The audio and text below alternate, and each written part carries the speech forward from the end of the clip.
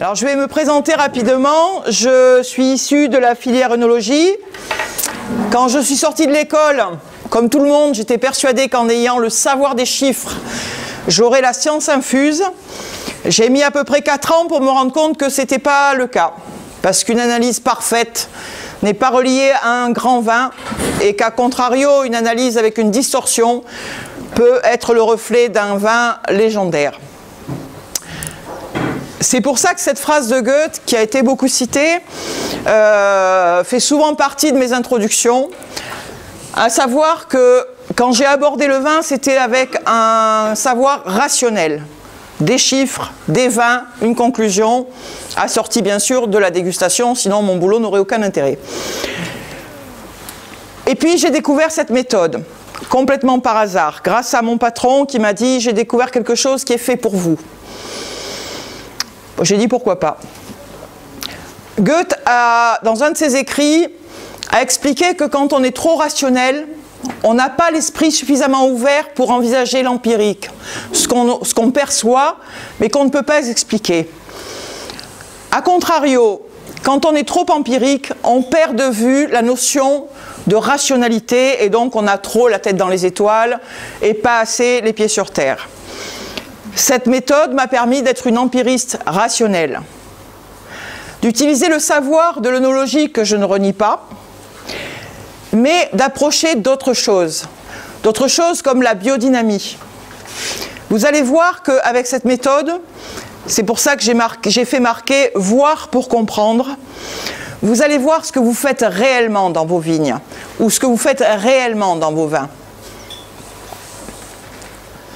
Bon, j'ai un peu picolé, je vais essayer de ne pas me tromper de touche. Ce que vous avez à l'écran, c'est un vin rouge. Ça ne vous paraît pas évident, mais je vous garantis qu'il est très très bon. C'est aussi une méthode pour moi d'être assez discriminante, c'est-à-dire que quand je sors des images, je sais ce que je vais goûter et ce que je ne vais surtout pas goûter. Donc c'est un vin rouge et chaque aiguille que vous voyez à l'écran porte une information. On sait par le biais de la chimie que le vin contient 2000 composants, ce n'est pas anodin. 900 interviennent dans son équilibre ou son déséquilibre, par excès ou par défaut.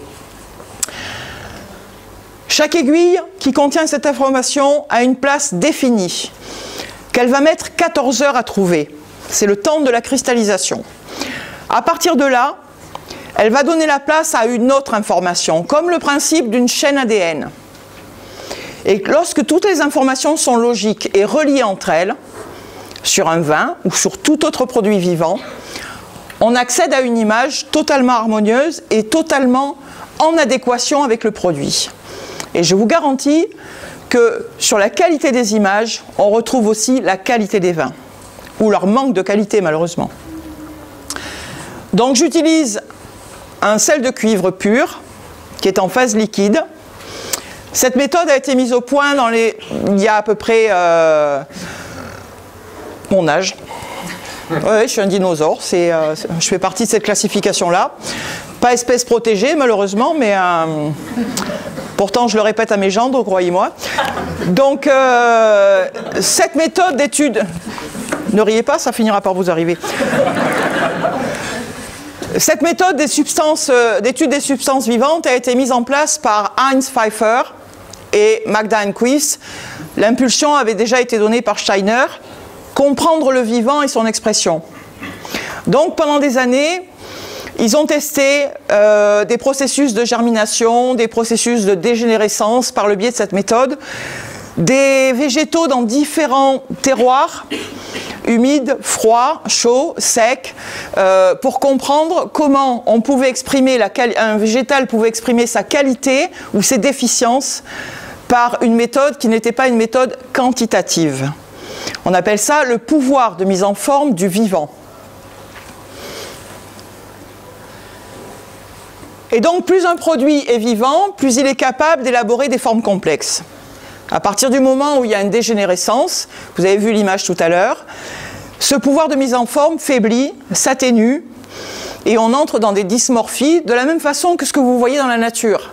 C'est-à-dire un arbuste jeune, vous allez percevoir tout son feuillage, pas forcément sa structure. Ensuite, vous allez avoir affaire à la même espèce qui sera beaucoup plus mature, où vous verrez toute sa structure et son feuillage. Et puis, il y a une dégénérescence, les branches se déforment, le processus végétal diminue, et on arrive ensuite à une déformation, et puis le système létal. Exactement ce qu'on vit aussi. Quand on vieillit, l'ossature se déforme, on a des rides, enfin pas moi, mais la plupart des gens. Et donc, les signes physiques de vieillissement, on les voit sur une image de cristallisation. Alors vous avez pu en apercevoir quelques-unes. Hier soir en redescendant, puisque ma famille est ici, donc j'ai d'autant plus de plaisir à être venu, je me disais, ben c'est bien, ils ont montré des images, je ne vais rien avoir à foutre demain, puisque tout le monde aura vu les images de cristallisation. Voilà le sel de cuivre pur. Il faut savoir que ces scientifiques allemands ont testé les 400 sels existants dans la nature pour savoir quel était celui qui avait le plus de pouvoir de mise en forme. C'était des scientifiques, ce n'est pas une méthode marc de café et science empirique. Ils ont démarré, Magda Enquist avait pour habitude de dire « Une connaissance n'arrive que par l'hypothèse de travail ». Et vous le voyez tous les jours dans vos vins, dans vos vignes, vous essayez quelque chose, si c'est positif, vous essayez de le confirmer, vous fonctionnez exactement comme des scientifiques. La cristallisation, c'est pareil. Ils ont testé d'abord donc les 400 sels. Le sel tout seul a une formation aléatoire, comme les sels que l'on trouve sur les rochers, sur les formations de glace. Souvent on me dit « Ah, tu connais Morimoto ?» Et j'ai dit « Oui, mais c'est des glaçons, ça fond et ça ne se reforme pas à l'identique. » La différence, c'est qu'avec cette méthode, c'est reproductible. Ça n'est pas superposable, le vivant ne l'est jamais, mais c'est reproductible. Ce que vous avez à l'écran, c'est une achillée millefeuille. Parce que chaque produit vivant a une signature qui lui est propre, qu'on ne peut pas confondre avec une autre. C'est impossible. Cette achillée, tout à l'heure j'ai entendu que c'était une plante phare pour Steiner, que c'est une plante qui touche, qui fait vibrer beaucoup de gens qui s'en approchent et qui l'étudient. Moi, c'est ma plante phare. Parce qu'elle me sert énormément dans les tests. Elle est d'une stabilité incroyable quand elle est de belle qualité.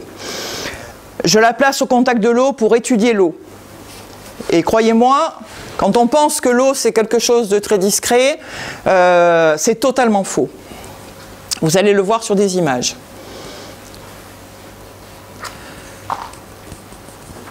Alors vous allez voir que c'est très facile de lire une cristallisation. Ce qui est au centre du cercle rouge. On appelle ça le centre germinatif. En fonction de la forme, on peut déterminer, alors on va parler du vin d'abord. Le vin se comporte exactement comme la vigne dont il est issu. En fonction de la forme de ce centre, on peut déterminer la maturité à laquelle le vigneron a décidé de récolter.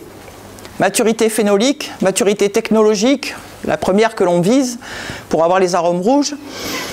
Immaturité, accidents climatiques et autres.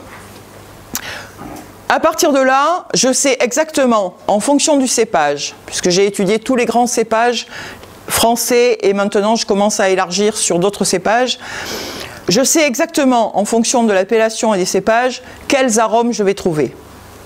Si on est dans les arômes technologiques, je sais exactement ce que je vais trouver, ou si on est dans les arômes phénoliques, ou si on a la part des deux. C'est très confortable pour moi, parce que je me permets de lire les images et de savoir ce que je vais goûter. Vous, c'est l'aventure. Moi, je sais que je peux éviter les choses qui ne sont pas bonnes. Donc je sais exactement à quel moment le vigneron va récolter. La position du centre m'indique la maturité réelle du vin. Des vins très jeunes peuvent avoir un centre très bas, puisque le centre, au départ de la première année, doit se trouver au milieu, puis ensuite descendre, ou un vin anormalement vieilli. Son horizontalité ou sa verticalité m'indique si j'ai affaire à un vin qui va évoluer de façon linéaire ou pas. Parce que vos vins, messieurs, dames, ne sont pas toujours linéaires, ils sont comme vous. On en a certains qui sont caractériels. Si, vous avez rencontré des gens comme ça, moi je sais. Et s'ils sont caractériels, quand vous allez leur apporter une information, ils ne vont pas la percevoir de suite. Le problème, c'est que en regoûtant votre vin après votre intervention, vous n'allez pas percevoir le travail que vous avez fait. Et vous risquez de recommencer en vous disant ça n'a pas marché. Le problème, c'est que lui, s'il est cyclique, il lui faudra entre 5 et 8 jours pour comprendre ce que vous avez voulu lui apporter. Et donc la patience est de mise sur ces vins. De la même façon que le choix de mise en bouteille, le choix d'intervention doit être ciblé par rapport à ce caractère. Il ne faut pas oublier qu'on a affaire à un produit vivant, pas juste un assemblage de molécules qui sont à vocation, plaisir ou autre.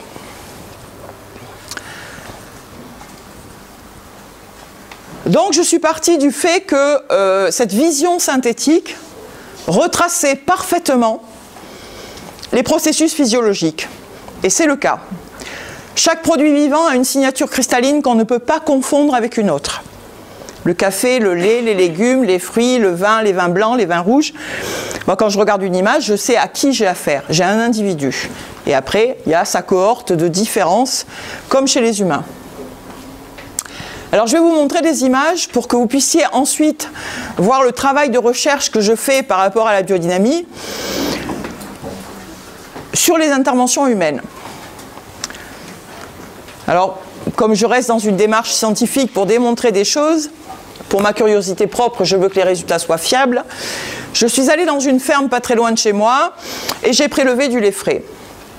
Je l'ai mis dans différents flacons. Le lait frais, je l'ai analysé le premier jour. Et puis j'ai fait une cuisson au gaz, j'ai fait une congélation, j'ai fait une cuisson au micro-ondes. La cuisson au micro-ondes, la voilà. C'est le même produit.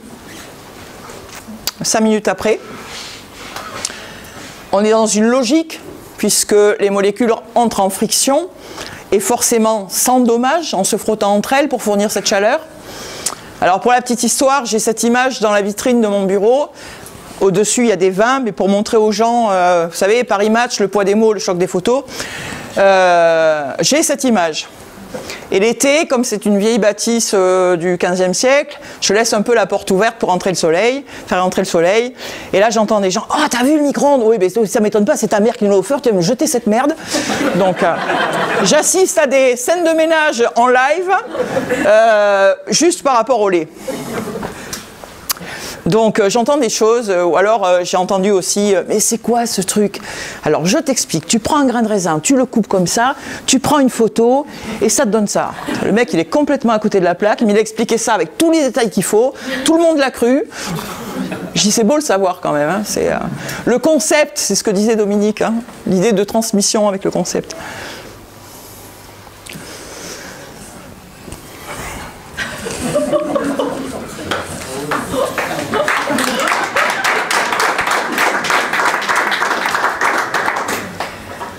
J'ai créé toute une banque d'images quand la loi E20 en France est sortie. On a tiré sur le vin à boulet rouge en oubliant copieusement tout ce que les jeunes buvaient en boîte.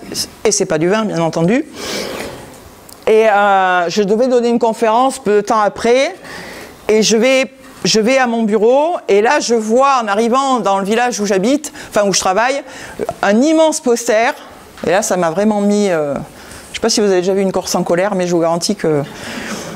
Le Vésuve et l'Etna à côté, c'est des cousins sympas. Je vois un immense poster, des jeunes avec des verres de vin, devant une boîte de nuit, ce qui n'existe pas en France, hein, on est bien d'accord? C'est la tequila, c'est les machins. Mais c'était surtout la légende. Ce soir, ils fêtent leur bac, demain, ils tueront quelqu'un.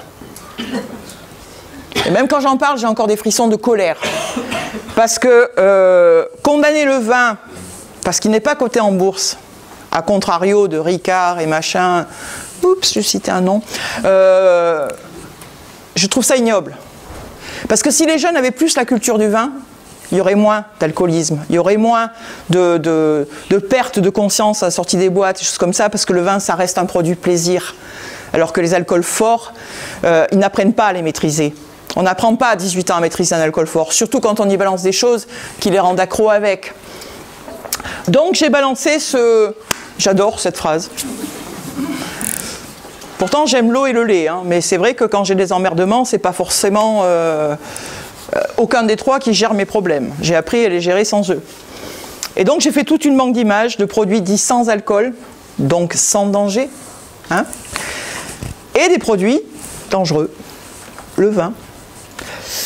Donc voilà un produit dangereux, un Cahors, puisque je travaille dans cette région. J'ai dit, bon, un petit clin d'œil. C'est le château Eugénie, pour qui j'ai une immense affection, parce que les deux frères fonctionnent, les deux cousins travaillent très très bien. Ça, c'est sans alcool, par contre. Voilà. Alors, pour information, si vous faites une cristallisation de mercurochrome ou de produits issus de pétrole, vous aurez à peu près cette image.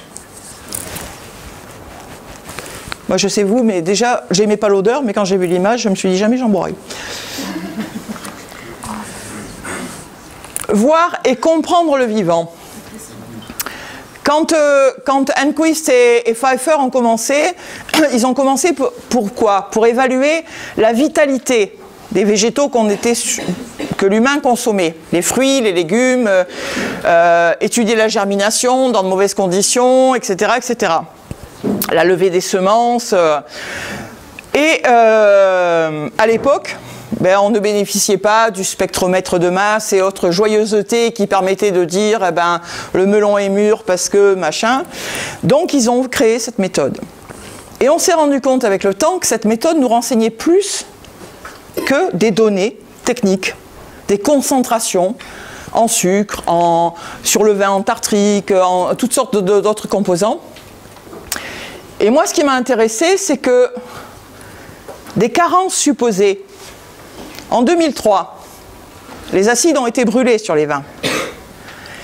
Et curieusement, alors que les vins conventionnels avaient beaucoup de difficultés à tenir dans le temps, parce qu'ils avaient des acidités totales très basses et des pH très élevés, les vins en biodynamie se sont accommodés de ce déséquilibre. Et aujourd'hui encore, vous goûtez un blanc de 2003 en biodynamie, il a gardé sa fraîcheur. Faites l'expérience, vous allez voir. Moi, j'ai fait ça parce que, je ne sais pas si vous avez entendu parler d'elle, je travaillais à l'époque avec une grande dame de la biodynamie, c'était Anne-Claude Leflève. Parce que mes premiers clients, les premières personnes qui m'ont fait confiance, c'était des gens de la Bourgogne, Aubert de Vilaine, Anne-Claude Leflève, la cave Trappée, des choses comme ça, qui me disaient, je cite souvent la phrase d'Aubert de Vilaine, moi je veux travailler et intervenir le moins possible, mais surtout je veux travailler et intervenir à bon escient. Et donc Anne-Claude me téléphone et elle me dit, on a des acidités totales à ras des pâquerettes, qu'est-ce qu'on fait ? Le labo nous tanne pour qu'on tartrique. Et j'ai dit, surtout pas. Et souvenez-vous, si vous êtes en biodynamie tous, que quand un vin, on rajoute un élément étranger, cet intrant, c'est un intrus. On peut reconstruire certaines choses si on est dans le domaine conventionnel parce que les vignes sont habituées aux béquilles, les vins sont habitués aux béquilles, mais pas les vins en biodynamie. Apprenez à faire des millésimes qui s'autosuffisent. Et chaque fois, ça fonctionne. On vous a parlé de l'eau. Je crois que je n'ai pas besoin de vous expliquer. L'eau d'un réseau urbain, l'eau d'un puits. Quand vous faites de la biodynamie, vous utilisez à 99,9% de l'eau. Cette eau doit récupérer les mémoires de ce que vous utilisez, à très faible dose, puisque c'est la dynamisation qui met en évidence les principes actifs. Donc, si vous travaillez avec une eau de mauvaise qualité, sachez que votre biodynamie, elle passe exactement à côté de l'objectif que vous recherchez. Vous mettez de l'eau dans vos vignes. Non seulement vous mettez une eau qui pénalise le feuillage, qui pénalise la perception que le racinaire a un besoin pH bien précis, la fonctionnalité foliaire a un besoin bien précis, vous détruisez l'équilibre existant, mais surtout, vous n'apportez absolument pas l'information que vous souhaitez transmettre à vos vignes. C'est impossible. Ce que vous avez là, en termes de différence, c'est fait avec la même plante, le même dosage, la même concentration, sur une plante test, avec de l'eau de réseau urbain et de l'eau d'un puits. Toutes les eaux ont des caractéristiques différentes. Toutes les eaux ont des personnalités différentes.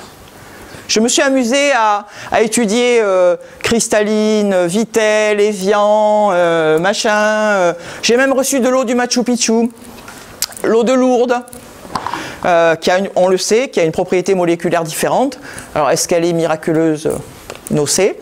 Mais en tout cas, elle a une fonctionnalité moléculaire différente des autres. Je vais souffler, je vous laisse lire.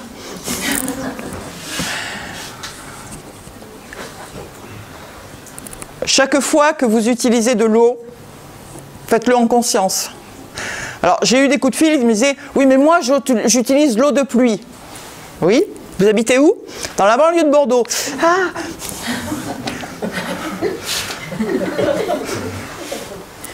Sachant qu'il y a à Bordeaux, il y a Golfech, vous savez, la célèbre usine nucléaire. Les salades sont grosses, elles sont comme ça ou... Utilisez l'eau en conscience. Au-delà de la plaisanterie, c'est vraiment pour vous la base de votre travail. Elle intervient dans tout ce que vous faites. Il faut qu'elle soit capable de percevoir tout ce que vous lui demandez de percevoir. Vous travaillez avec des doses infinitésimales. À partir du moment où vous avez une eau qui ne sait pas lire l'information que vous lui donnez à lire, vous travaillez dans le vide, vous travaillez pour rien et surtout vous faites des dégâts des fois. À la suite d'une conférence pour le congrès en Autriche, j'ai reçu 72 eaux différentes. Il y en avait 18, ça m'a marqué, qui étaient totalement impropres à l'utilisation de la biodynamie. Mais quand je vous dis impropre, on ne reconnaissait absolument pas la plante qu'on mettait dedans. Donc, si l'identité se perd, votre vigne, elle n'est pas plus intelligente que vous, elle ne va pas se dire « Ah ouais, mais derrière le bordel, là, il y a peut-être un truc, là, qu'il est, la camomille, il faut que je réfléchisse, je vais la récupérer. »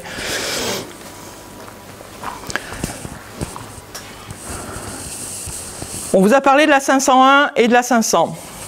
On va rentrer au cœur du problème. Cette méthode, elle m'a servi à mettre en évidence les qualités, mais surtout, quand j'ai commencé, j'ai rencontré Maria Thun. J'ai été en contact avec Podoliński. Il y avait deux écoles, vous savez, 500, 500p, est-ce qu'on utilise ça, est-ce que c'est mieux? En fait, quand j'ai rencontré les deux, la première instruction que j'en ai retirée, Maria Thun m'a dit à la vigne, oui, oui, c'est intéressant, on va en planter. Bon. Podoliński, même réponse. J'ai attends, on est en train de faire de la biodynamie, mais qui est adaptée aux salades et aux radis. En fait, la connaissance de la biodynamie sur les vignes, elle est née avec les vignerons en biodynamie. Avec les périodes où ils se sont cassés les dents en essayant des choses. Ils ont lu Steiner, ils ont lu Maria Thun, ils ont lu Podoliński et ils ont fait des essais. Et petit à petit, ils ont réussi à acquérir une connaissance qui leur était propre. Ce n'est pas une recette de cuisine. Des choses qui marchent dans le sud de la France, dans le nord de l'Autriche, dans la Hongrie, en Espagne, en Italie, et j'en passe et des meilleurs parce que je travaille avec beaucoup de domaines dans le monde entier, ne fonctionneront pas forcément chez vous. Il n'y a que votre expérience, il n'y a que vos acquisitions. Après, il y a des choses qu'on peut récupérer dans l'enseignement, mais il faut se l'approprier. Il faut en faire quelque chose qui fonctionne chez soi. Ce que vous avez là, alors vous avez vu des images, vous avez une perception du désordre et de l'ordre, hein, sans rentrer dans le détail des informations. C'est l'activité de la 501 que vous passez au moment de la chute des feuilles. On parle beaucoup de la 501 en été, qui agit sur les cellules des fruits, c'est surtout l'objectif des vignerons. Vous savez, bon, maintenant on va mettre une 501, comme ça, les fruits, ils ont plus de parfum, ils ont plus de tenue, ils ont plus de ci, la maturité, machin. Mais la plus importante dans votre travail, c'est elle. C'est celle de l'hiver. C'est celle qui va préparer la dormance de la vigne. Pour une raison bien précise. Vous voyez, ici, on a des gros centres, certains aplatis, et ici, on a de l'équilibre, on a deux centres qui sont quasiment identiques avec une répartition. La 501 que vous allez passer à la chute des feuilles, il faut la situer de façon réelle au niveau de la vigne. Au moment où on fait la récolte, l'objectif c'est le raisin, c'est le fruit. Mais la vigne, elle ne s'arrête pas au fruit. La vigne, elle s'arrête à la graine, comme tous les végétaux. Sa période d'hiver lui permet de constituer sa signature graine. Alors bien sûr, on ne la sème pas, quoi qu'on commence à envisager, certains le font, et ça marche.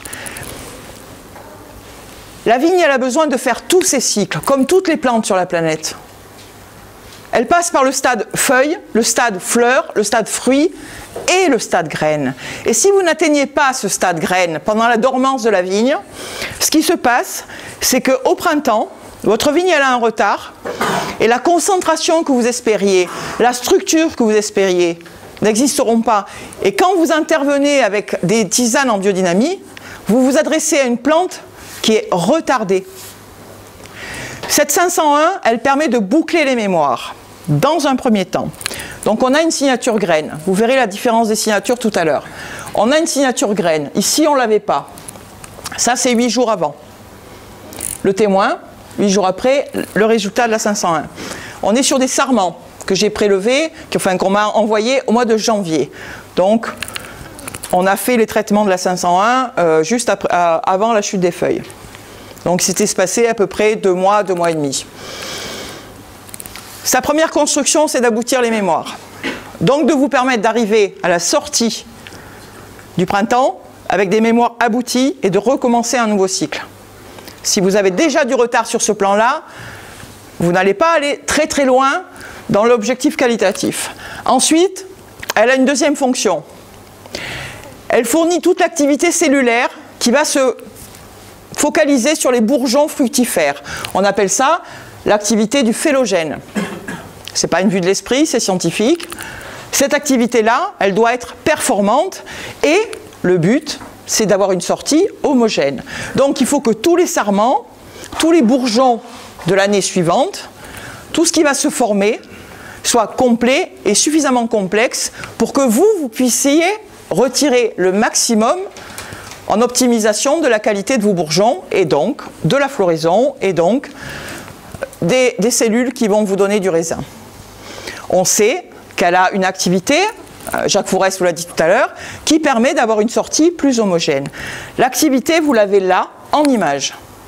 C'est la silice que vous faites à la fin, après les vendanges. Et c'est celle-là qui va déterminer tout le travail et tous les résultats que vous serez en droit et en espoir d'obtenir au printemps. Si vous restez là-dessus, tous les manques qui sont ici, la signature retardée, c'est ce que vous aurez. Quand vous aurez une sortie au printemps, vous aurez du milrandage, vous aurez des cèpes qui seront inégaux, vous aurez des raisins qui seront inégaux en termes de concentration, en alimentation, des cèpes chargés d'autre part, des petits raisins d'autre part, etc. etc. Le merdier qui est affiché ici, c'est ce que vous allez trouver dans vos vignes au printemps. La construction que vous avez là, c'est ce que vous aurez au moment du printemps à la sortie.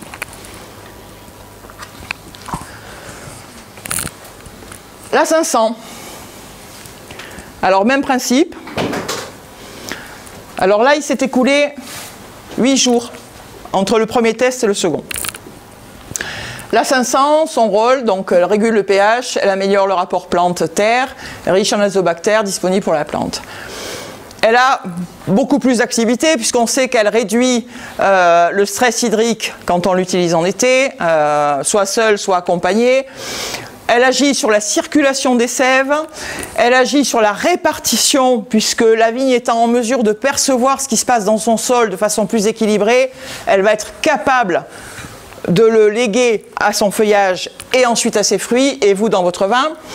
Elle fait le lien en termes d'assimilation azote et tout ce qui est éléments nutritifs que la vigne puise dans son sol, puisque sur une cristallisation, le centre détermine le degré de maturité. On est toujours sur des sarments. Cet espace détermine l'actu, c'est-à-dire la richesse, la répartition, les blocages éventuels, les stress ou les excès de ce qui se passe in situ dans vos sarments. Et ce qui est tout à fait novateur et ce qu'on retrouve dans les vins, c'est ce que la vigne perçoit de son terroir et qui se situe dans cette partie-là. Donc vous voyez ici, elle est beaucoup plus pauvre. On a... C'est rare qu'on arrive à m'attacher. Hein. C'est bon. On a une disparité entre ici. Donc ça veut dire que cette vigne, qui est celle-là aussi, vous voyez, elle a la même signature, cette vigne, elle a produit un processus de cellules fructifères, mais elle n'a pas réussi à se rattacher à son terroir. Résultat des courses, c'est que, à la différence de celle-là, vous allez avoir un vin qui a un socle beaucoup plus fragile, une minéralité beaucoup moins présente, une tension et une complexité qui sera aux 2/3 moins présente sur ce vin que sur celui-là quand la vigne sera arrivée au bout. Les composts. Alors les composts, j'ai semé une vraie révolution grâce à Dominique. On s'est fait tirer dessus, mais c'est pas grave. Longtemps, le compost mûr, le truc qui a 10 mois, 1 an, qui est bien noir, qui sent bon, un machin, qui est même pas utile au géranium. Pourtant, ils sont de bonne composition. Dominique m'a dit, moi, je pressens qu'on fait fausse route et qu'on laisse trop vieillir les composts. Connaissant sa formation, j'ai dit, bah, écoute, moi je te suis sur la recherche, je fais le boulot en cristallisation, toi tu me procures les composts. Celui que vous avez à gauche, c'est le compost qui est élaboré, qui a 1 seul mois, qui est dédié au domaine de la Romanée-Conti.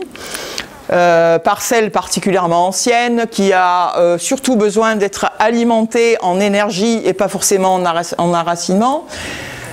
Vous voyez que le centre est circulaire, ce qu'on appelle un centre fruit. Si vous faites tout ce qui est céréales, végétaux, fruits et autres, et que vous avez ce type de centre, ce sont des centres qui sont dédiés à l'aspect nutritionnel. Donc, on apporte quelque chose qui est prévu pour nourrir les vignes, et pas l'enracinement. A contrario, celui de 4 mois, c'est exactement le même, il a juste 3 mois de plus. Vous voyez que la nature fait évoluer les choses. On est sur une signature graine, signature de végétaux aboutis, signature qui parle à l'enracinement cette fois-ci. Là, on n'a pas d'information dans la périphérie. On n'est pas relié au processus terre, on alimente. Ici, tout est relié, du début jusqu'à la fin. Ce compost de 4 mois, lui, est dédié à l'enracinement. Parce que chaque vigne, les recettes de cuisine, ça n'existe pas en viticulture, ni dans aucune partie du monde végétal où l'homme s'adresse. Chaque vigne a des besoins qui lui sont propres. On ne fait pas des composts sur une façon globale en disant ben, je prends ce compost et je fais toutes mes vignes. Vous avez des vignes qui ont des problèmes d'enracinement ou qui sont instables, avec des ceps qui bougent. Vous avez des vignes qui sont fatiguées parce qu'elles sont très anciennes. Ciblez vos composts avant de les utiliser avec la conscience de ce que vous faites. Là, on est sur l'aspect uniquement nutritionnel. On ne parle pas du tout à l'enracinement. Je commence à bafouiller, je vais me coucher. Ici, on n'est pas du tout dans le nutritionnel. On est uniquement sur l'enracinement et la liaison du végétal avec son terroir.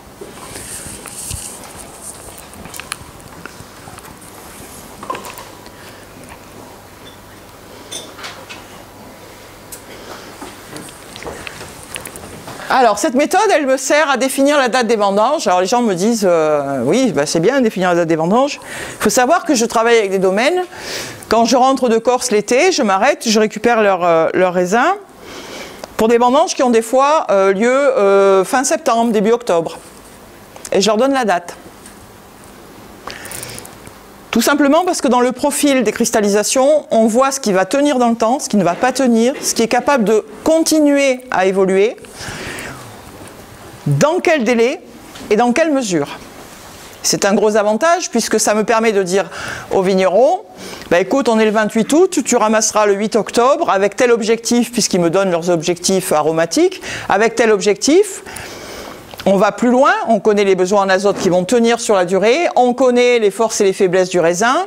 Est-ce qu'il va falloir travailler impérativement avec telle technique ou est-ce qu'on peut aller laisser les choses un peu plus loin? Et bien sûr, la phrase Aubert de Vilaine, intervenir à bon escient. Est-ce que c'est un raisin qui présente des problèmes d'anaérobiose dans le sol et qui donc va présenter de la réduction précoce? Ou est-ce qu'on peut travailler avec des doses minimalistes d'oxygène? Parce que vous savez comme moi que l'oxygène dissous, c'est le meilleur moyen d'user vos vins à coups de pioche. Donc, on profile tout ça. Et les vignerons me disent, bah, c'est génial. Moi, tu me dis qu'avant le 8 octobre, j'ai rien à faire. Bon, ben, je vais continuer à me la couler douce jusqu'à ce que la cave soit prête.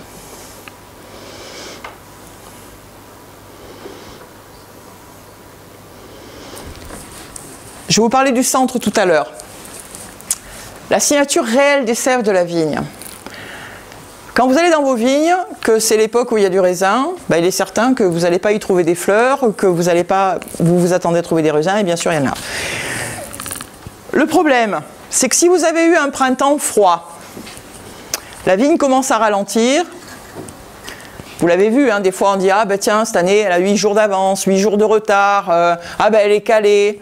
Mais ça va plus loin que ça, c'est que dans les sèves, outre le fait de ce qu'elle vous montre, il y a une réelle maturité cellulaire. Et cette maturité, elle va s'associer jusqu'au bout. La vigne est capable de garder un retard, même si après il fait très beau, même si après vous avez la pluie, même si... Il y a des vignes qui sont pénalisées par leur système racinaire ou par leur ambiance, qui vont garder ce retard. Résultat des courses, vous allez avoir du raisin qui en apparence est mûr, mais qui sera resté sur le processus de floraison, dans la concentration des sèves. De la même façon qu'on on va avoir ce problème par exemple sur des plantes médicinales à vocation huile essentielle. Eh bien, si vous faites l'analyse d'une huile essentielle d'une plante qui a vécu un retard, vous aurez 2 fois moins de concentration de principes actifs. Sur vos vins, vous aurez moins de concentration de principes actifs de votre objectif. Si vous avez un vin floral, ce n'est pas un défaut. Mais ça engendre une vinification différente, une conservation différente, une mise en valeur différente et une approche du consommateur différente, parce que n'oublions pas que vous faites du vin, pas pour le siffler tous les soirs devant la télé, mais pour le vendre. Donc le végétal qu'est la vigne, c'est un végétal intelligent, c'est un végétal à mémoire. Il engrange des données tout au long de la période où il se dirige vers ses fruits. Et s'il y a des retards, il n'est pas toujours capable de les récupérer. Il n'est pas toujours capable d'avancer selon vos données, vos connaissances, ce que vous voyez in situ. Cette méthode m'a permis d'anticiper et de travailler. Ça, c'est un Chablis 2006. Il y avait eu des incidents climatiques graves. Et on se retrouve avec un centre à formation géométrique. Ce formation géométrique, c'est une signature, ce qu'on appelle la signature feuille. Donc la concentration en éléments nutritifs dans les sèves n'a pas pu se finaliser. Et donc, alors si c'était que le centre comme ça, ce ne serait pas gênant parce que le tissu est pas mal. Le problème, c'est que sur 1 an, ce vin développe des tanins verts, désagréables, et qui ne se finalisent pas du tout. Il va au contraire se déprécier au fur et à mesure de son évolution. Voilà le cycle fleur. Alors on le reconnaît parce que c'est une formation vraiment en amande, très large, très aérienne, qui rappelle les pétales d'une fleur. Sur celui-ci, vous voyez dans le centre de gauche, on a une formation en vortex, donc on s'approche du processus fruit. C'est globalement ce qu'on recherche sur les grands blancs de garde, c'est-à-dire ce processus double aromatique, fruit-fleur, les fleurs pour garder la légèreté et le côté aérien, fruit pour garder la complexité. Donc voilà la signature fleur. Quand je rencontre une signature fleur sur les blancs comme ça, et qu'elle est intacte, je sais que le vigneron a fait un choix qualitatif de signature qui lui apporte la complexité souhaitée, mais je sais aussi, en regardant le tissu, s'il a compris à quel stade il était. Les signatures fleurs des blancs se vinifient à des températures plus basses que la normale. Parce que, comme dans la nature, les fleurs sont plus sensibles à la chaleur que les fruits. Mais il y a un autre élément et qui est plus important encore. Les signatures florales sont allergiques au soufre. C'est-à-dire qu'à 20 mg, vous pouvez sentir du soufre dans un vin alors qu'il n'a que 20 mg, ce qui n'est pas considéré comme un excès. Donc quand vous travaillez sur l'objectif floral, souvenez-vous que vous devez travailler pour exploiter le potentiel aromatique de vos vins. Sinon, vous endommagez des choses qui, tôt ou tard, se casseront au fur et à mesure de l'évolution du vin. La signature fruit, donc c'est ce qu'on appelle dans le jargon œnologique la signature technologique. C'est ce que globalement on recherche pour les fruits rouges, pour le côté rond, pour le côté maturité, liaison, tanin, anthocyanes. Les tanins et les anthocyanes sont ici, dans l'image du vin. Ça me permet, vous voyez, alors ici on voit toutes les ciselures, et puis ici c'est un peu gommé. Ce sont des colloïdes instables. Ce sont des matières colorantes qui vont se désolidariser. On va loin dans la cristallisation, hein. On arrive vraiment à rentrer dans l'intimité d'un produit. On est sur un sol argilo-calcaire, puisqu'on a une liaison qui est ce qu'on appelle la liaison en branche de sapin, qui est typique de l'argilo-calcaire. On reconnaît bien les sols sur un vin. Et puis la signature phénolique qui apporte donc les notes noires. Alors des fois on a un centre phénolique et un centre technologique, donc je sais le vigneron a joué sur les deux pédales pour avoir les doubles arômes, ce qui est dans l'absolu parfait. Par contre, il va falloir surveiller son appétence, puisqu'on sait que les maturités phénoliques sont plus oxydatives que les autres. Donc chaque signature a une importance, parce que de cette signature va découler votre façon de travailler. On en a parlé tout à l'heure. J'ai fait un travail sur 32 domaines. 32 domaines, dont 31 m'ont donné 4 comparatifs. En Allemagne et en Autriche, on travaille sur des blancs qui ne sont pas forcément comme nous en France, sur des pressurages.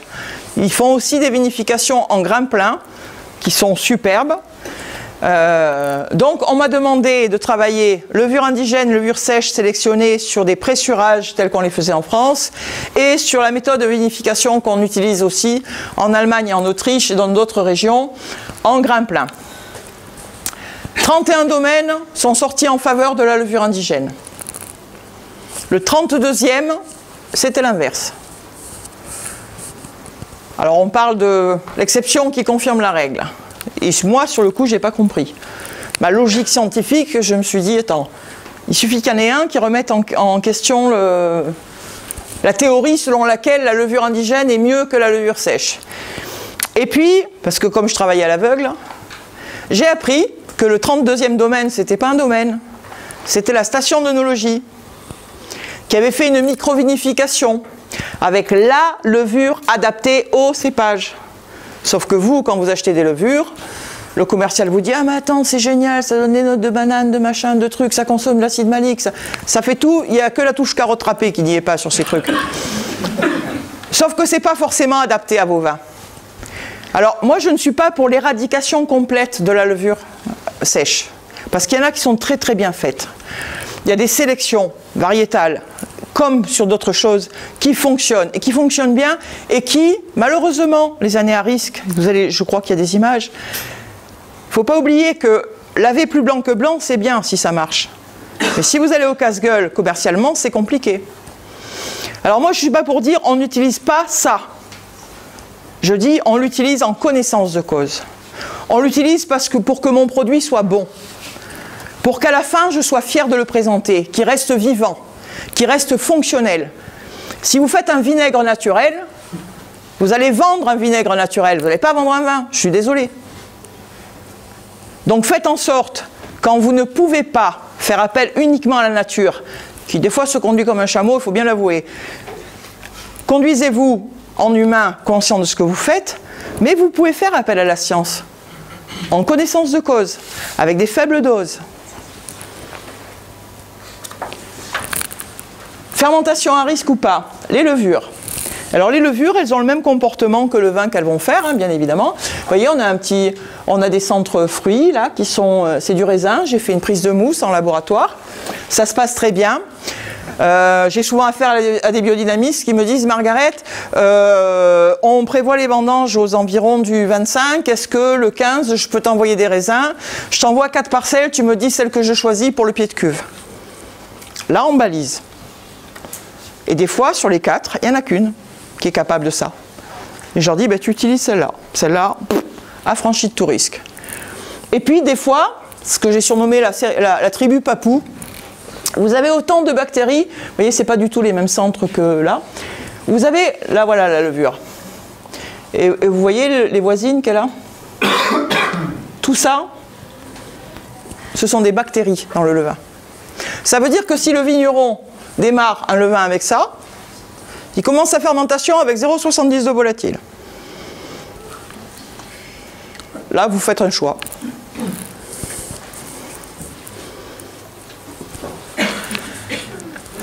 Cette méthode, elle a quelque chose d'extraordinaire, c'est que bien avant que les signes physiques se propagent sur la vigne ou sur le vin, puisque j'ai fait l'expérience d'un lactobacille identifié 2 ans avant qui se manifeste sur le vin, ce que vous avez à l'écran, c'est le botrytis. Les maladies ont une signature cristalline. Une signature cristalline qui leur est propre et qui interviennent. Quand vous allez chez le médecin, vous toussez, vous avez de la fièvre, des démangeaisons ou Dieu sait quoi, mais vos anticorps ont commencé à se manifester bien avant ça. Ce sont avec les symptômes que le médecin vous dit ce que vous avez. Si vous y allez 3 jours avant en lui disant « Docteur, je vais être malade », le mec il va déjà se demander ce que vous avez picolé, et ensuite vous dire eh bien, « Écoutez, vous reviendrez quand je pourrai voir si vous avez des plaques, la gorge rouge, les oreilles... voilà. Bon. » L'intérêt de la méthode, c'est que avant même que les signes physiques se propagent sur la vigne me dit « J'ai tel problème et je vais le développer ». Alors quand ça se situe dans cette bande ici, c'est prédictif. La vigne me dit « Mon système immunitaire est en danger, voilà ce que je couve ». Et donc ce marqueur en croix de Malte, pour ceux qui ne connaissent pas les chevaliers de Malte, vous avez aussi les chevaliers d'Intermarché, hein, ils ont la même tunique. Donc cette croix, comme ça, elle me dit, la vigne me dit, je vais avoir le botrytis. Si elle se situe ici, la vigne me dit, j'ai le botrytis. Et le vigneron le voit. Et si ça se situe ici, ça met en cause l'équilibre, la perception de l'oxygène du raisin. Auquel cas, il faut travailler différemment, parce que là, on est sur des équilibres dangereux et sensibles. Voilà comment ça se manifeste sur un vin. Quand je dis un vigneron, il est superbe ce vin, c'est un vin allemand qui est magnifique. Vous voyez, le centre est de taille normale, puisque sur des vins touchés par le botrytis, on va avoir des très gros centres. Mais il y a une cicatrice qu'on reconnaît, la croix de Malte. Alors au début, quand je disais au vigneron, ben, il est superbe ce vin, mais la vigne a eu le botrytis. Le mec il se dit, mais comment elle le sait? Ben, je le sais parce que de la même façon que je me suis cassé le bras, j'ai une cicatrice sur le bras qui ne m'empêche pas de m'en servir, le vin, lui, il a une cicatrice de son passé. Le vin, ça n'est jamais que les mémoires globales de ce que votre vigne a vécu, avec son terroir, avec vous, avec le climat.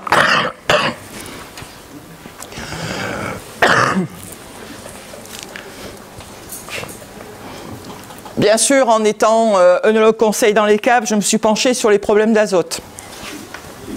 Et ce qui est superbe, c'est que sur des raisins qui ne sont pas encore tout à fait mûrs, je sais s'il va y avoir un taux d'azote corrélé. Alors des fois, ce sont des taux d'azote bas, mais ils sont suffisants. Parce qu'encore une fois, la biodynamie fait des choses extraordinaires. Elle arrive à créer des liens fonctionnels que l'homme ne sait pas créer. Mais par contre, les végétaux le savent, la nature le sait. Donc, ce sont 2 parcelles. Celle-ci, on est sur un azote corrélé. Alors, vous allez me dire comment tu le sais, c'est pas parce qu'on n'est pas obligé de te croire. Ben, vous voyez, ici, toutes les fonctions sont reliées les unes aux autres jusqu'au bout, du début jusqu'à la fin. Ici, les fonctions commencent, et puis ici, on a une zone noire. Ça, c'est la fonction fermenticible qui va se passer dans votre raisin. Et à partir du moment où on a un raisin très riche, puisque là on a ce qu'on appelle une signature miroir, ce sont les produits qui sont très très riches en substances dans le raisin, il faut que les besoins et la nutrition soient adaptés. Si elle est insuffisante, ben, ça va forcément s'arrêter en cours de route. De préférence au moment où ça vous emmerde le plus. Et ici, où on est aussi en effet miroir, parce qu'on a 2 images en une, par contre, on a une corrélation. Alors c'est un raisin qui faisait 14,5. On était sur 90 en azote assimilable, alors qu'on aurait dû se trouver à 220 ou 230. J'y ai aucun souci. La fermentation se fera. On est en relation corrélée oxygène, on est en relation corrélée azote, il n'y a aucun problème, il n'y aura pas d'arrêt de fermentation. Et il n'y a pas eu d'arrêt de fermentation.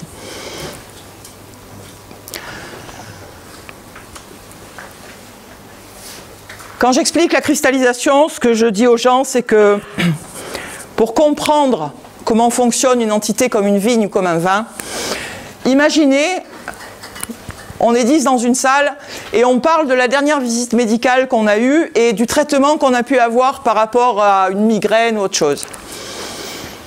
Une personne va avoir besoin d'1 gramme d'aspirine, acétylsalicylique. L'autre va vous dire, moi je me soigne avec 500 mg de paracétamol. La troisième va utiliser 250 mg d'ibuprofène. Persuadé que c'est mieux, sauf que c'est la sœur jumelle de l'aspirine. On vous vend un autre produit qui porte un autre nom, le même produit. Sur les vins, le problème de l'œnologie, c'est qu'on sort des analyses et on a des corrections types. Or, vos vins ne fonctionnent pas tous avec les mêmes besoins. Vous avez un vin qui va tenir avec 10 mg de soufre. Vous avez un vin qui va tenir avec 0 mg de soufre. Et puis certains auront besoin de 25. Je parle de soufre actif. De la même façon que les rapports acidité totale pH, les acidités volatiles. Moi j'ai goûté des vins à 0,80 de volatile. Par contre j'ai goûté des vins à 0,50 de volatile qui étaient brûlants. Donc quand on connaît les besoins réels de son vin, on peut interagir de façon la plus douce possible. Et pas avec des prototypes ou des archétypes des corrections œnologiques. Prévenir pour ne pas avoir à guérir, c'est surtout pour ça que me sert la cristallisation, de pouvoir dire à un client, attention, on va lancer une tisane parce qu'il y a un signal d'alerte qui se propage.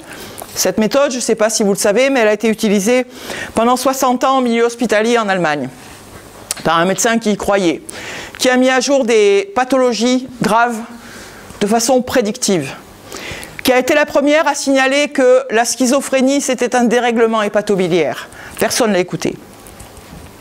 Aujourd'hui on sait qu'avec un régime approprié, les schizophrènes, pas en France parce qu'on se sert toujours de l'étiquetage et de la camisole chimique, mais les schizophrènes peuvent vivre de façon normale avec un régime alimentaire approprié pour gérer ce décalage, ce dérèglement hépatobiliaire.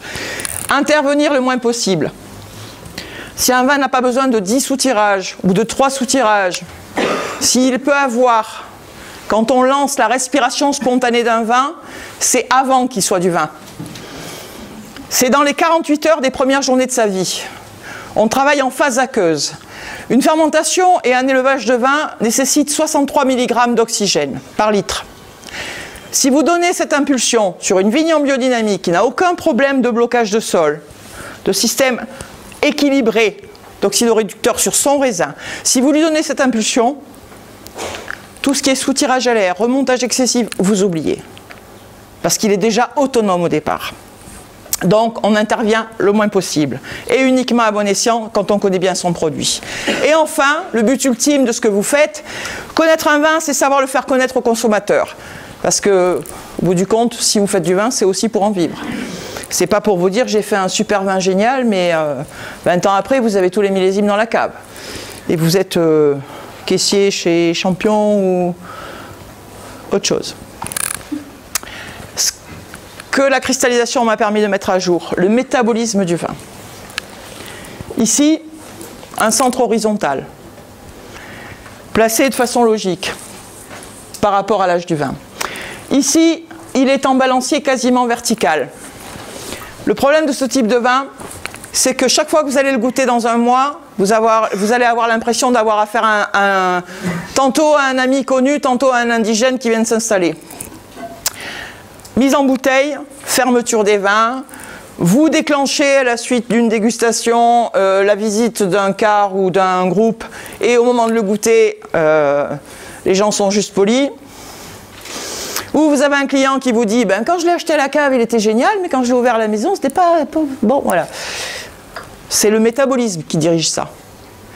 Ça veut dire que quand vous avez un vin comme ça, vous êtes confronté à de l'instabilité métabolique. Et que si vous ne faites rien pour la stabiliser, tout au long de sa vie dans sa bouteille, il va se comporter comme un malotru. Avec des journées où il est capable de tout vous dire et des journées où il refusera de se confier complètement. Et sur le plan aromatique, c'est compliqué quand on fait du commercial.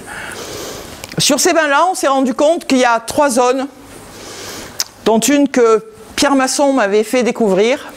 Sur ces vins-là, quand vous avez des doutes aromatiquement, vous faites une dégustation en jour fruit et vous le notez. Et puis vous faites une dégustation en jour fleur et vous le notez aussi. Et le jour du périgée, vous refaites une dégustation et vous la croisez avec les 2 autres journées. Et c'est le jour du périgée que vous pourrez la relier au véritable profil aromatique de votre vin. et que vous pourrez choisir le jour de la mise en bouteille pour le stabiliser au maximum, pour éviter d'avoir ces zones de fermeture. Ces choses austères quand vous ouvrez une bouteille alors que vous étiez ravi de ce qu'il était au moment où vous l'avez enfermé.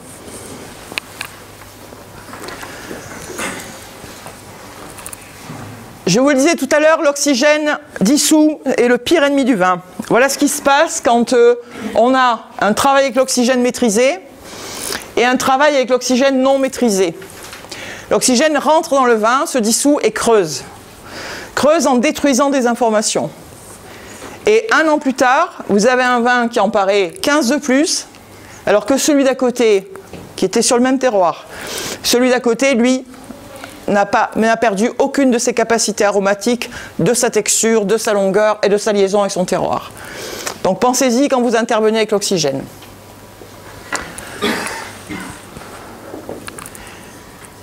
Le cauchemar des vignerons. Les brettes. Enfin, lui, il a plus que des brettes, hein, c'est une catastrophe ambulante. À gauche, vous avez un vin en biodynamie avec un tissu sain. Signature appropriée, légèrement cyclique puisque son centre est en biais. On appelle ça des balanciers, ça veut dire que ce sont des vins qui ont la capacité à changer aromatiquement d'un jour à l'autre, c'est plutôt plaisant. Ça plaît à un large panel de consommateurs parce que vous avez madame qui dira « Oh, ça sent la violette, j'aime bien, on l'achète ». Monsieur qui dira « Ah oui, j'aime bien la cerise, on l'achète ». Donc vous faites coup double. Et puis vous avez, alors ça c'est pas du conventionnel, je l'ai surnommé Tchernobyl. C'est de la chimie pure, avec tous les excès que vous pouvez imaginer. Je vous parlais du terroir, ici, il n'existe plus. Signature, ici on a une signature fruit, ici on a une signature dysmorphique, avec une vie à court terme, parce que quand le centre éclate comme ça, ça veut dire je suis sur la pente qui m'entraîne vers le désastre. Signature immature avec des tanins verts. Ici, la population de Brett qui a envahi, vous voyez, tous ces piquetures ici. Sur cette partie-là, qui suit le vin, les trous, c'est le soufre. Bref, la totale. Sachant que vous aimeriez bien le vendre à ce prix-là, je vous le garantis.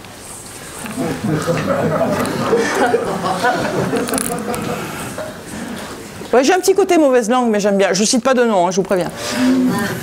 Même sous la torture.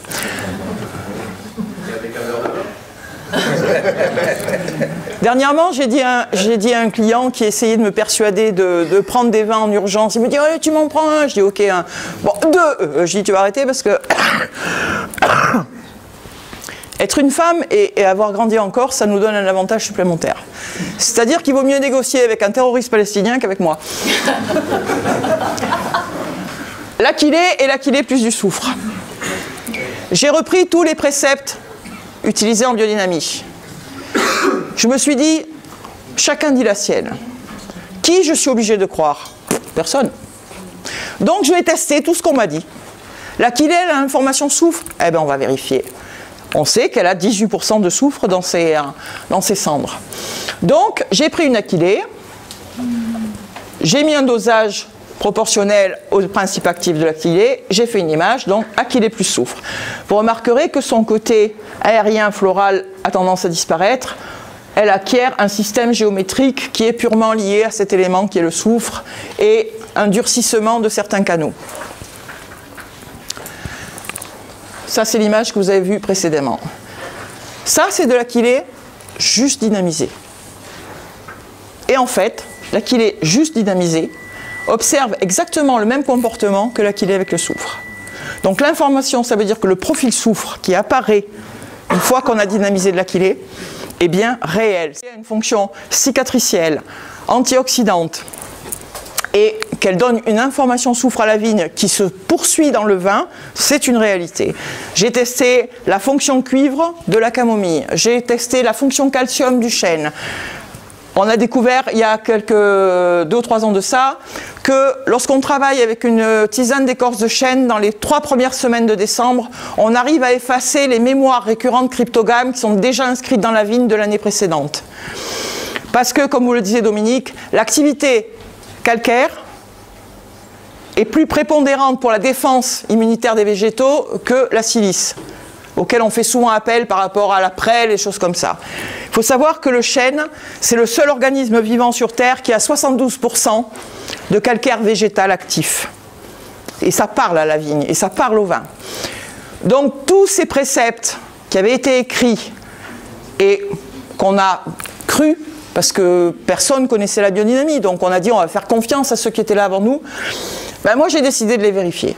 J'ai vérifié par le biais de la cristallisation. Donc j'ai testé à peu près tout ce qui se faisait en cristallisation en biodynamie. Les applications, les tisanes, les teintures mères, les huiles essentielles, les machins, les trucs. J'ai joué les curieuses jusqu'au bout.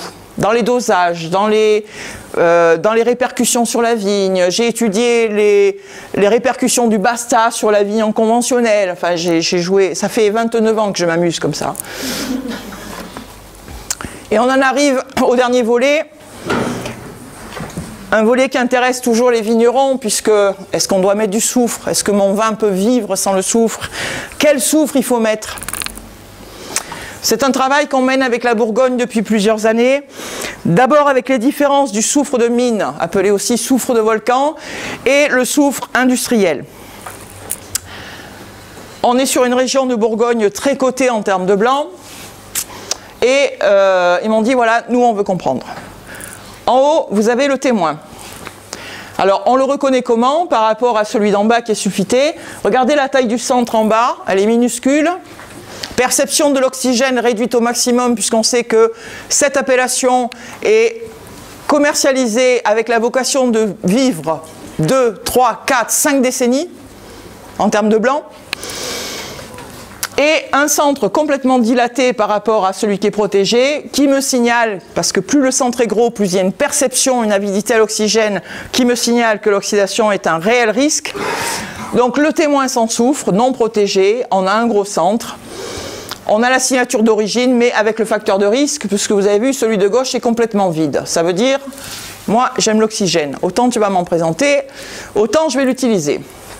Résultat des courses, le lendemain, on n'a plus cette signature-là, le centre est descendu de façon drastique, le vin a vieilli, et on a ce qu'on identifie comme étant le botrytis. Le vin me dit, alors il est buvable, hein, il est très bon. Il est très bon parce qu'il a encore du gaz carbonique, qui garde sa fraîcheur, choses comme ça, que le botrytis peut rentrer dans une petite part dans la complexité aromatique, mais on n'est plus sur l'individu d'origine. On a déjà des modifications, des mutations qui se sont faites. Donc lui, c'était pas une bonne idée de le laisser sans protection. Là, c'est le soufre tel qu'on le connaît, le soufre lambda, hein, qui s'appelle selon les régions, stérilis ou machin. Je vais crier un peu plus fort, il y en a qui s'endorment. Alors j'ai presque fini. Et je le laisse 24 heures sous aération pour voir comment il se comporte. Et vous voyez, le centre tout petit, c'est ouvert, les tissus sont plus fins, on a une réelle perception du vin, plus que de la fermeture liée au soufre. Mais ici, on est sur la taille normale d'un centre, c'est-à-dire le vin me dit j'ai perçu l'oxygène mais je ne suis pas en danger, je m'exprime, tu vas trouver tout mon profil aromatique, la longueur en bouche, la liaison avec le terroir, etc. On refait la même chose avec des rouges, le témoin sans soufre. Alors vous savez que les rouges sont davantage protégés par leurs tanins, par leur fonction polyphénolique, etc. Je le laisse 24 heures ouvert. Regardez la taille du centre par rapport à la veille. Il s'est multiplié par 4 ou 5. Donc là, je dis ça va pas. Ça va pas parce que un vin qui va rester sur table, la personne qui s'attend à trouver ça, va finir par avoir ça. Et là, on bascule. Alors, on n'est pas encore dans l'oxydation, mais on bascule dans le risque oxydatif. Et puis ici, c'est dans la même cave. Celui-là, je le laisse ouvert. Et 24 heures après, en dehors du fait que le centre s'est retourné parce que ça le dérange de rester exposé à l'air, on n'a pas du tout de dilatation.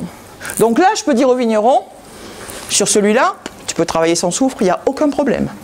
Et jusqu'à la fin de ses jours, ce n'est pas la peine d'aller en apporter. Son métabolisme et sa composition font qu'il n'a pas besoin de protection. Celui-là, si tu n'en mets pas, il y a un facteur de risque. Il fait son choix en connaissance de cause.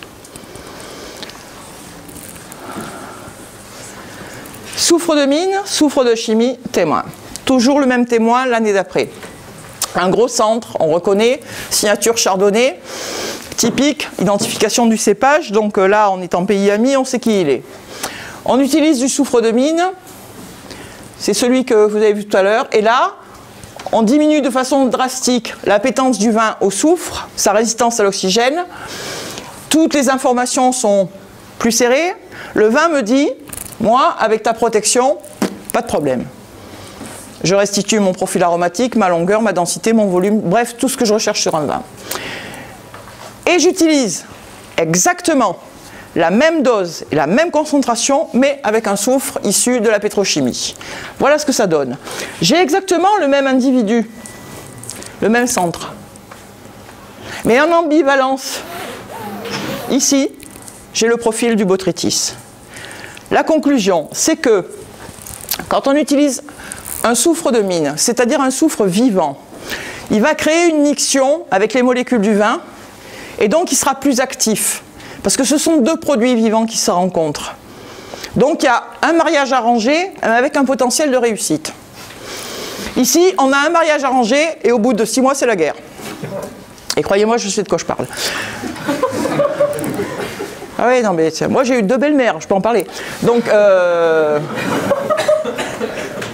là, on a les jeunes mariés, et puis 6 mois après, c'est le bordel. Donc, moi j'ai eu une solution, c'est-à-dire que j'ai rendu mon ex à sa mère. Comme c'était la seule à le trouver parfait, je me suis dit que ça allait lui faire plaisir, quelque part. Et c'est là que c'est illogique, parce que depuis elle me fait la gueule, j'ai pas compris. Mais lui, il n'a pas la possibilité.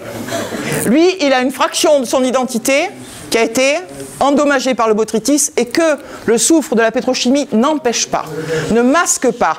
On n'a pas d'oxydation. Mais on a une détérioration des systèmes vitaux du vin, malgré tout, qui intervient. Mes recherches depuis 2 ans. On m'a contacté un vigneron de génie et quelqu'un qui a beaucoup de patience, parce que je ne sais pas si vous avez déjà fait des dilutions, a testé les 70 dilutions de Korsakov. Avec du soufre de mine, je précise, hein, ne pas avec le soufre marqué machin chose de chez Truc. Il a testé les 70 dilutions de Korsakov et il m'a dit voilà, on a la sensation, et lui il avait en dégustation perçu que la 41CH entrait en résonance avec le vin. Je précise qu'on l'a fait sur blanc et sur rouge, sur des vins en biodynamie en Bourgogne. J'ai dit, bah, écoute, moi je sais pas, moi je suis comme Saint-Thomas, tu me les envoies et on discute. Le témoin sans soufre, le voilà, le même vin, avec l'équivalent d'un demi-litre de préparation de 41CH de Korsakov sur 10 hectos, le voilà. La taille du centre n'a pas été modifiée, des informations qui ici sont en train de se tronquer parce que on a une perte par rapport à l'oxydation qui diminue certaines informations du vin. Vous remarquerez qu'ici, tout se développe avec des réserves sur cette partie, sachant que cette partie va permettre au vin de se projeter dans le temps. Et surtout, dégustation à l'aveugle, analyse potentiel redox et cristallisation ont donné le même résultat, à savoir que la 41 de Korsakov protège aussi bien les blancs que les rouges sur un dosage. Pas des apports fractionnés de soufre jusqu'à la mise en bouteille. C'est-à-dire qu'on a fait un apport au moment de l'encuvage des raisins et qu'ensuite le vin a été mis en bouteille l'année d'après sans réactification. Alors, on continue la recherche. Pour une raison, c'est que moi, ce que j'ai dit aux vignerons, il y a 2 domaines qui le font. Ce que j'ai dit aux vignerons, une année, c'est un coup de bol. Ça vous est arrivé d'avoir des vins qui ne s'oxydaient pas, qui tenaient bien à l'air, et puis l'année suivante, vous dites, oh ben, je recommence. Puis là, bon, machin, il n'est pas d'accord. Donc, je leur ai dit, on continue sur 3 ans. 17, grêle et froid. 18, à peu près bien. 19, canicule. Je dis, là, on a 3 millésimes, qui sont susceptibles de nous emmerder copieusement. On essaie sur ces 3 millésimes-là, et on va donc continuer, puisque ça fonctionne sur blanc comme sur rouge. La prochaine étape, ça va être de fonctionner sur une basse fréquence. On est parti de la postulat que la 41CH était une haute fréquence qui entre en résonance avec le processus oxydoréducteur du vin. Maintenant, on voudrait savoir si une basse fréquence peut s'adresser au système physique du vin, bloquer une acidité volatile, empêcher un processus de détérioration, pouvoir arrêter éventuellement le processus de reproduction des brettes. Notre prochain travail, ce sera ça.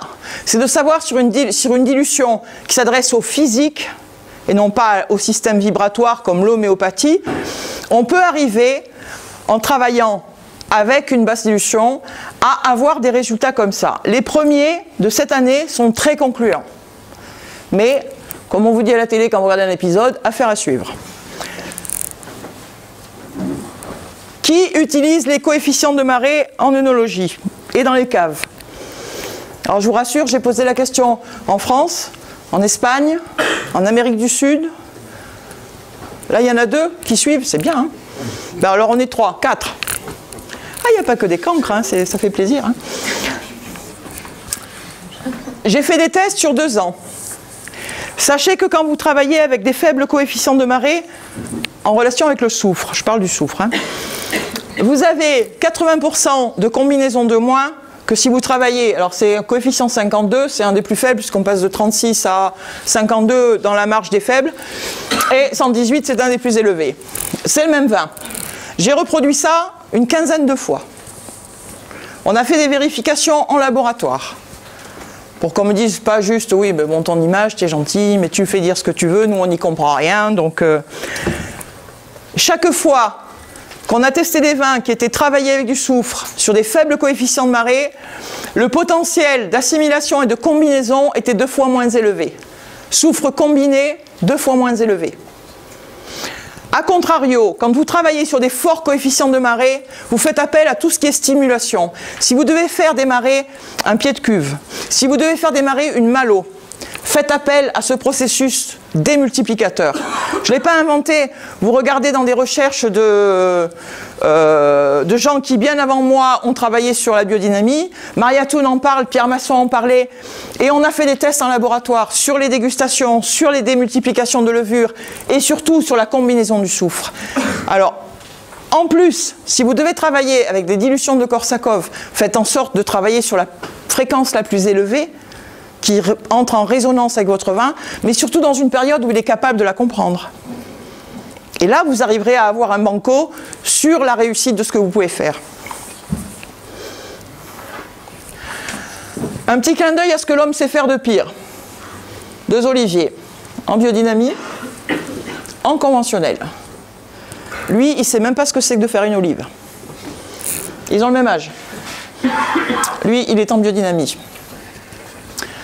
C'est la même espèce, les terroirs sont identiques, mais le problème c'est que lui, son terroir était adapté à son espèce végétale et la conduite en biodynamie lui a permis de renforcer tous ses acquis. Lui, il a tiré que les mauvais jetons du loto et voilà où il en est. Donc vous ne connaissez pas la cristallisation, mais entre l'harmonie de l'image et la disharmonie, on accède facilement à la vérité.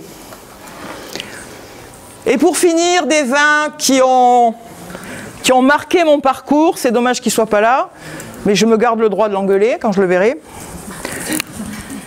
C'est un des premiers vignerons corses qui m'a fait confiance à l'époque, parce qu'il avait rencontré Anne-Claude Leflèvre, qui était une grande dame de la biodynamie en Bourgogne et qui était devenue une amie avec qui je travaillais beaucoup.